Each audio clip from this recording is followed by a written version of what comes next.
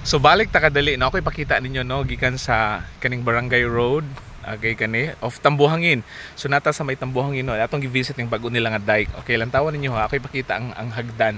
Ang stairway karon na ato ipakita nila ha. So ana siya no. Nice ni siya no kay nagit siya hagdan pakanaog didto sa mismo nga river. Okay, lantawa siya ha. This one. Okay. And then so try nato ha manaog gyud ta. Okay.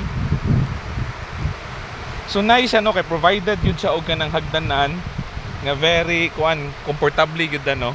Nya kung makita ninyo no, pag abot ta diri sa may ubos nga part, naa siya kanang lain na pud nga layer nga pwede gyud gani ka makalakaw no, makadalagan or maka-jogging, nya taas mo ni kaayo.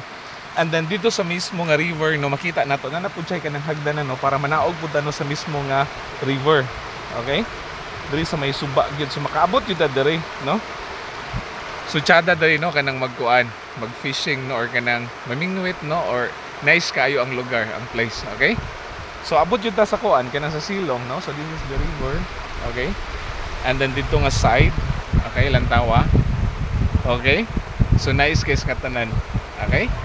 So wow, thank you Lord no. So naka-visit ta karon. Wala ko gi-expect no nga nice day diri kay usay makakita ra mo gud din no pag moagi ta. Bye bye no. God bless everyone.